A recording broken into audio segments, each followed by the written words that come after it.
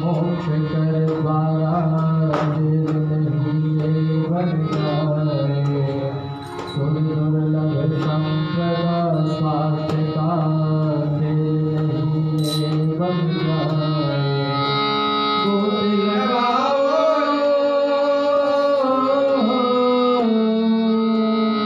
गोद लगाओ नित सत्संग में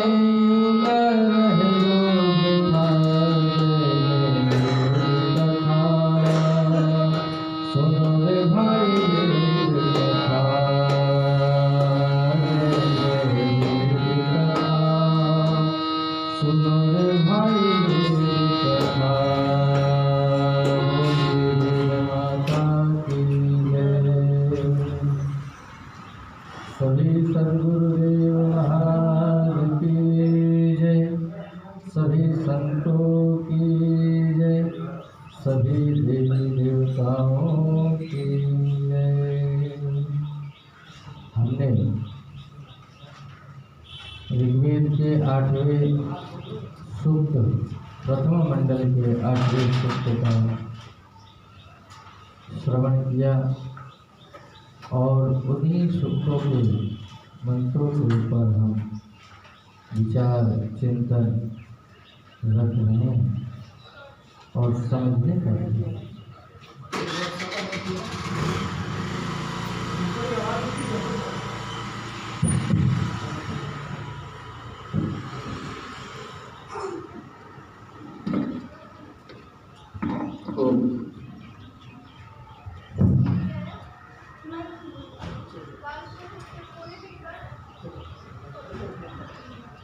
अपना वाला देखो ये जो है तो वो तो नहीं अगर ये ठीक है तो ठीक है सब नहीं तो उसको भी रख लियो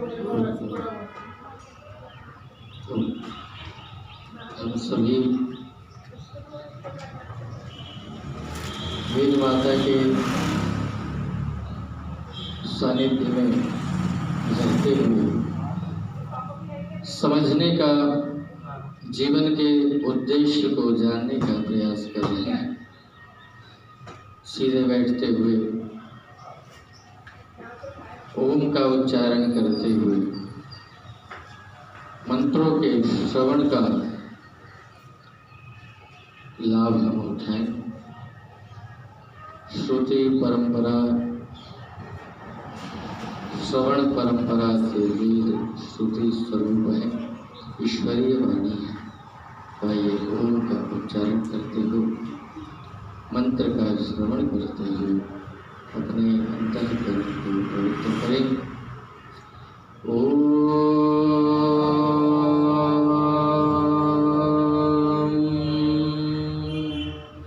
इंद्रसान सिमरयं सविद्वानं सदा सहं वसिष्ठमुदयभरम् निये मुष्टिहत्यानि वृत्रारुणाधामहै स्तोमासो निर्वता इन्द्रस्तोमास आवयं वज्रं धना ददीमहे जयेम संयुधे स्पृधः वयं शूरेभिस्त्रिभिरिन्द्रत्वया युजा वयं ससह्याम प्रतन्यतः महेन्द्रः पुरश्चनो महित्वामजोर्वज्रिणे द्यौः प्रतिनाशवः समोहेवाय आशत नरस्तोकस्य सनितौ विभ्रासो धिया वयः यः कुक्षे सोमपातमः समुद्र इव पिबन्ति उर्वीरापूरकाकुदः एवा यस्य सन्दिता विरश्चे गोमतीमहि एकपक्वा शाखा नदासुषे एवाहिते विभूतया उद्भैन्द्रभातवे सद्यश्चित् सन्तिदाशुषे एवा यस्य काम्या स्तोमौख्यं च शंस्या इंद्राय सोमपीतये। ओम शांति।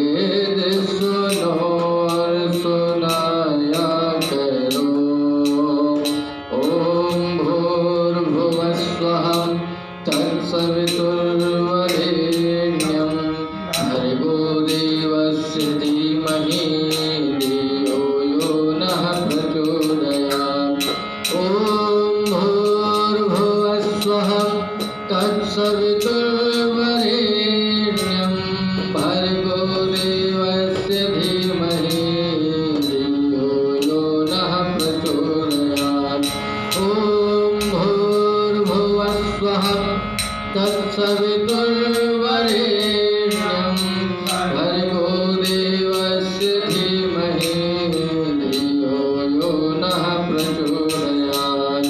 ॐ भूर्भुवः स्वः तत्सवितुर्वरेण्यं भर्गो देवस्य धीमहि धियो यो नः प्रचोदयात्। धियो यो नः प्रचोदयात्। धियो यो नः प्रचोदयात्। बोलिए वेद माता की जय, गायत्री मैया की जय, गंगा मैया की जय, जमुना मैया की जय, शारदा मैया की जय, दुर्गा मैया की जय। सभी सद्गुरुदेव महाराज की जय। वेद माता ने हम सबको संकेत किया कि इंद्र सानसिंह कि हे इंद्र ऐश्वर्यों के स्वामी, सभी धन संपदाओं के मालिक परमात्मा, आप हम सबको ऐसी शक्ति, ऐसा धन प्रदान करो जो कभी समाप्त न हो, और हम सब सदा अपने जीवन को सहज निर्मल पवित्र बनाते हुए सत्य धर्म पुण्य परोपकार के रास्ते पर चलते जाएं। नीयेन मुष्टिहत्यया निवृत्तारुणधामहै। माता ने संकेत किया कि जिससे हमारे जीवन में, हमारे व्यवहार में कहीं से भी न्यूनता न आए। यदि हमारे दर पर कोई आए तो वह खाली न जाए। महाराज, माता ने हमें संकेत किया कि हमारे दर पर कोई आए तो वह खाली न जाए, और हमारे भंडार, हमारे गृह के घर के कार्यों को चलाने वाली जो धन संपदा है उसमें कभी भी न्यूनता न आए। महाराज, निवृत्तारुणधामहै। और हम नित्य प्रति अपने घर को, गृहस्थ को धाम तुल्य बनाते हुए, पवित्र बनाते हुए त्वोता शून्यवर्तता तव उता उषः, तुम्हारे सानिध्य को प्राप्त करते हुए अपने जीवन यात्रा में अग्रसर होते रहे। साईं ना दीजिए जामे कुटुम सवार, मैं भी भूखा न रहूं, साधु भी भूखा न रहे। संतों की वाणी है, नीतिकारों के विचार हैं, और इन सब का आधार हमारी वेद माता है। बोलिए वेद माता की। यदि कहीं भी अगर सुविचार, सुव्यवस्थाएं, सन्मार्ग हमें, सत्संग हमें विचारधारा में मिलते हैं, प्राप्त होते हैं, तो उसका आधार, उसका मूल स्रोत यदि कहीं है तो वह वेद माता है, जिनसे हमें सानिध्य प्राप्त होता है और वहाँ से हमें कुछ न कुछ सीखने को मिलता है, और हमारा जीवन सही दिशा में सत्य मार्ग पर बढ़ चलता है। प्रार्थना किया कि हे ऐश्वर्यों के स्वामी इंद्रदेव, हमारे परिवार में, हमारे समाज में, हमारे राष्ट्र में ऐसी संपदा, ऐसी समृद्धि का अधिष्ठान करो, उन्हें स्थापित करो कि जो कभी समाप्त न हो। वह धर्म शक्ति, वह धन ऐश्वर्य भी धर्म के रास्ते से आने वाले हो। इंद्र स्तोतास आवयम। और हे इंद्र, हे देवों के देव, हे धनेश्वर्यों के स्वामी, शक्ति स्वरूप परमात्मन, हम आपकी स्तुति करते हैं। आवयम वज्रधना ददा दधीमहे। हम आपके ऐश्वर्य को, स्वरूप को प्राप्त करना चाहते हैं। जयेम संयुधे स्पृधा, और संसार के सारे युद्धों को, सारे कार्यों को, सारे संकटों पर हम विजय प्राप्त करना चाहते हैं। आप अपने वज्र रूपी, आप अपने सानिध्य में, आप अपने स्तुति और स्वभाव के माध्यम से हम सबको प्रेरणा प्राप्त करें। बोलिए वेद माता की जय। दाता तेरे सुमिरन का, दाता तेरे सुमिरन का। भगवान का सुमिरन, भगवान की भक्ति हर किसी को प्राप्त नहीं होती है महाराज। हर कोई अपने जीवन में चाहे कि हम भक्ति कर लें, हम सत्संग में चले जाएं, अपने कथा में चले जाएं, तो हर किसी को वह सौभाग्य प्राप्त नहीं हो पाता है।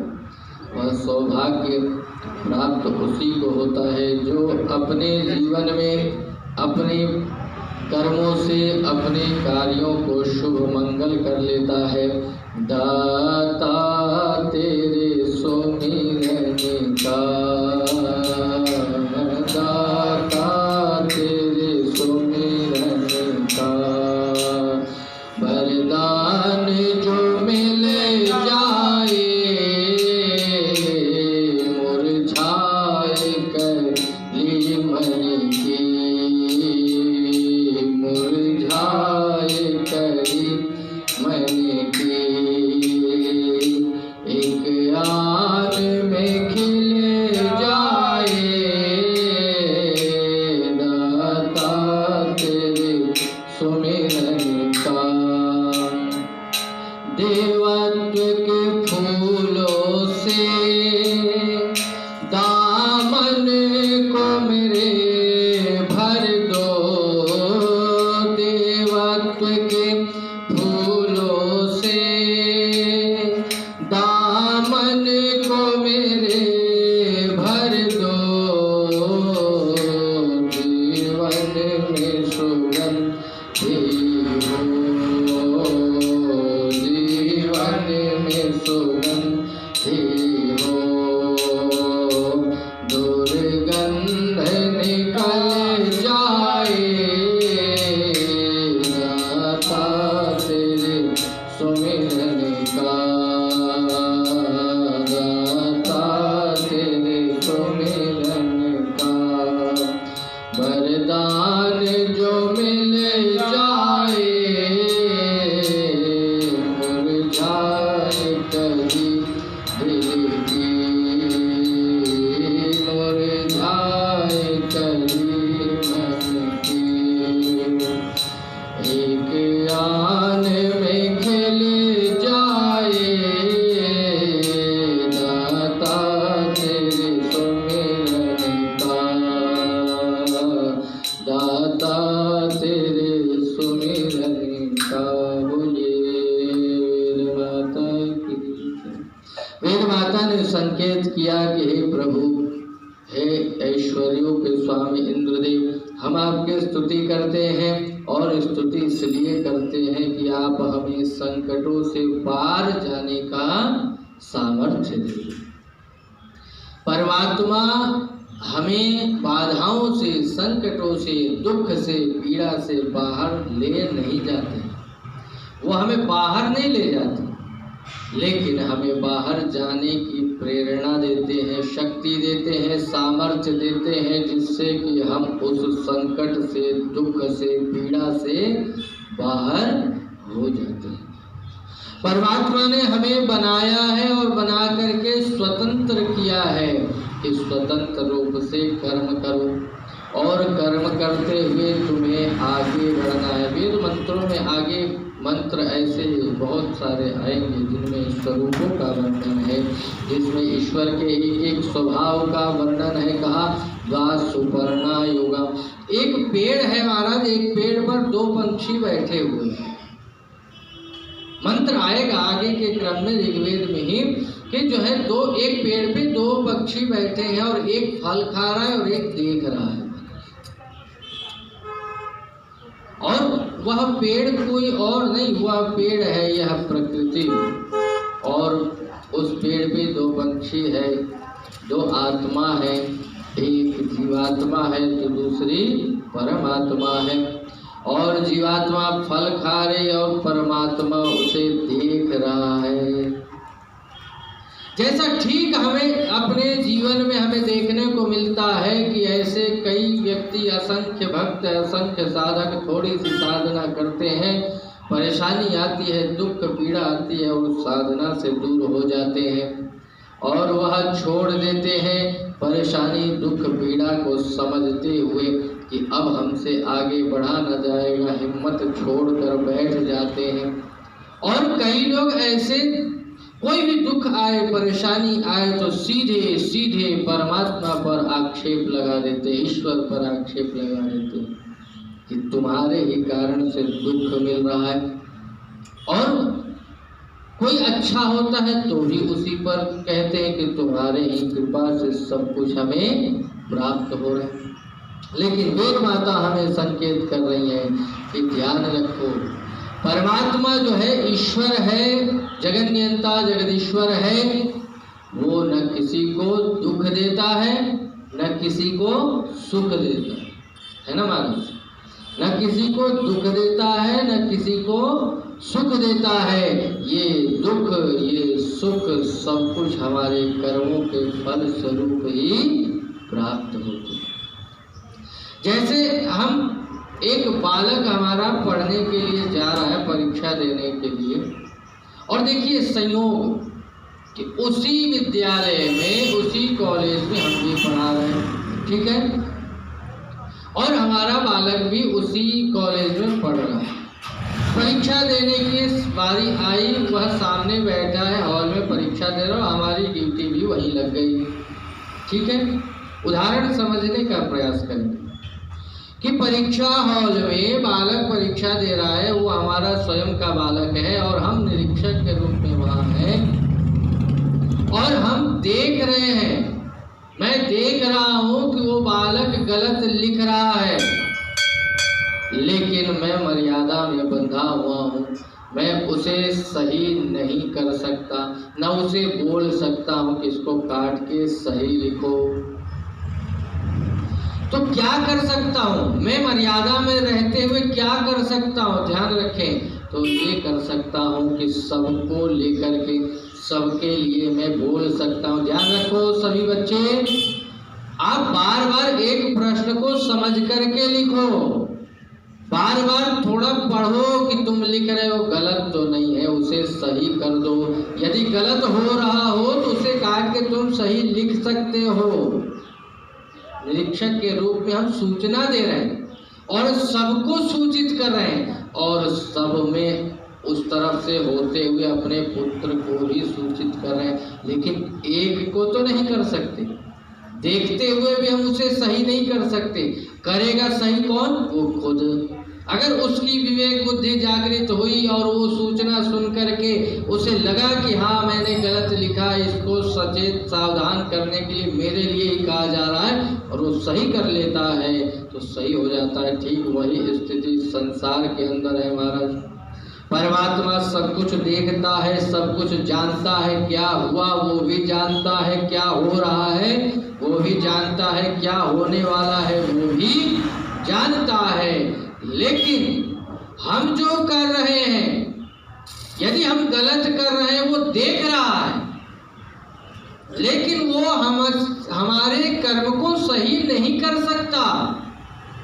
वो हमें संकेत कर सकता है, और वो संकेत हमारे अंतःकरण में, जब हम किसी गलत रास्ते पर जाते हैं तो हमें अंदर से लज्जा, शर्म, डर, भय दिखाता है महाराज। जरा अनुभव करें कि उस किसी भी गलत रास्ते पर जा रहे हो तो अंदर से एक डर रहता है, एक भय रहता है, एक शंका, एक लज्जा का भाव उत्पन्न होता है।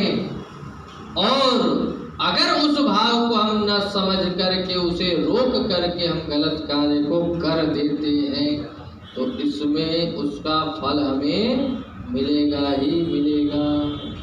लेकिन परमात्मा संकेत करता है, किसी न किसी माध्यम से भी संकेत करता है कि कोई व्यक्ति कोई सत्संग, कथा, प्रवचन और सभ्य पंडित ब्राह्मण और किसी सभ्य सज्जन व्यक्ति के माध्यम से भी हमें बार बार समझाने का प्रयास करता है, ये गलत है, ये सही है, तुम्हें गलत को त्याग कर गलत की ओर जाना नहीं है, सही की ओर जाना है, सही को अपनाना है। तो हमें परमेश्वर के उस संकेत को, उन विचारों को, उन प्रेरणाओं को समझते हुए आगे बढ़ना है। और वेद माता ईश्वरीय वाणी है और बार बार हमें परमेश्वर की ओर से आज्ञा दे रही है, समझा रही है। ध्यान रखिएगा महाराज, पिता एक अपने 2 पुत्रों में से सबसे ज़्यादा अगर किसी को प्रेम करता हो, किसी को सानिध्य में अपने पास बैठाता हो, तो किसको? जो उसकी आज्ञा मानता है, जो उसकी सेवा करता है, जो उसके पास बैठता है। ठीक वही स्थिति है परमात्मा की कृपा दृष्टि अधिक। वैसे तो सब बराबर है, लेकिन कृपा दृष्टि अधिक किसे प्राप्त होती है? जो उसकी आज्ञा मानता है, जो उसके सानिध्य में बैठ करके उपासना करता है, उसके पास बैठ करके उसका साथ करता है, उसके ऊपर कृपा दृष्टि परमेश्वर की अधिक बनी रहती है महाराज। तो यही स्थिति है, यही परिस्थिति है जिसे हमें समझना है। और वेद ईश्वरीय आज्ञा है। वेद क्या है? ईश्वरीय वाणी है और उसकी आज्ञा है। अगर उसकी आज्ञा का हम पालन नहीं करते हैं तो दुख पीड़ा का अनुभव हमें करना ही पड़ता है। इसीलिए आचार्यों ने, ऋषियों ने क्या कहा? वेद का पढ़ना पढ़ाना, सुनना सुनाना सब आर्यों का परम धर्म है। परम धर्म कहा उन व्यक्तियों का जो श्रेष्ठ है, जो सभ्य कार्यों पर, सभ्य रास्तों पर चलना चाहते हैं, उन सभी के लिए परम कर्तव्य बताया। और माता हमें संकेत कर रही है, वयम सूर्यमभिरश्मिभिः, हम सभी वीर बन करके, क्या कहा? हम सभी वीर बन करके, शूर बन करके, और स्तोत्र भी एक सभ्य श्रोता बन करके, इंद्र त्वया युजा वयम, हे इंद्र हम तुम्हारे शरण में आ रहे हैं। हम श्रोता भी बने, और कैसे श्रोता? शूर वीर श्रोता। ऐसे नहीं कि हम गए और सुना, इधर से निकाला, इधर से सुना, इधर से निकाला, ऐसे वाले श्रोता नहीं। हम शूर श्रोता, यानी जो कुछ सुन रहे हैं उसको धारण करने का प्रयास कर रहे हैं। ऐसे श्रोत्री भाव से श्रोता बनकर के, भक्त बनकर के हम उपस्थित हैं। हे प्रभु साहस्याम प्रतन्यतः, हमारे इस साहस को, हमारे इस धैर्य को, हमारे इस कर्म को आप स्वीकार करें और हम सबको सानिध्य प्रदान करें, हम सबको प्रेरणा प्रदान करें, हम सबको सही दिशा निर्देश प्रदान करें। महा इंद्र परश्चानो महित्वस्तु वज्रिणे जौर्न प्रतिना शवः। कहा कि इस महान घोर अंधकारमय संसार में, संसार ये कोई जो है ये हमारे लिए शुभ नहीं है। संसार हमारे कर्मों का फल देने के लिए बनाया गया ये प्रकृति है, ये भोग योनि है। इस संसार